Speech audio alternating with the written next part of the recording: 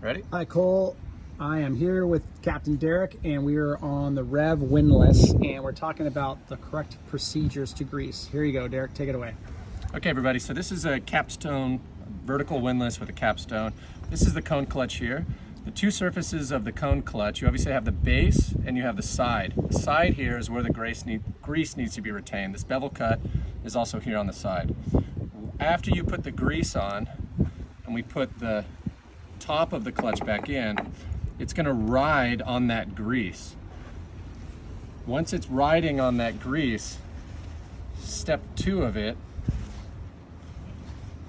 it's super important. And this again, this is not a super grease component. This surface never touches the gypsy. The base here is making contact with the base of the cap of the cone clutch. This and this component do not need grease in between them. This is a non-grease surface.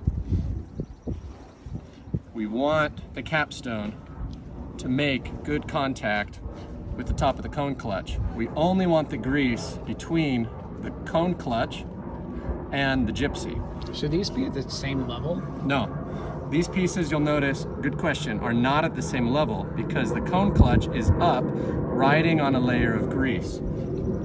That seems, yeah, okay. Once we place it on, you want to put some grease on that top right here? Nope. No. No, because this is keyed and the clutch is keyed. These cannot move independently. There is no benefit besides corrosion protection, but these don't need corrosion protection per se because they're not corrosive. They're not going to respond to it. So all that can be cleaned up, but just for point and purpose. And then finally, here, we don't want to have excessive grease on the threads. There should be grease riding here on the top of the O-ring. We'll put this back on. We'll use a paper towel so we don't booger.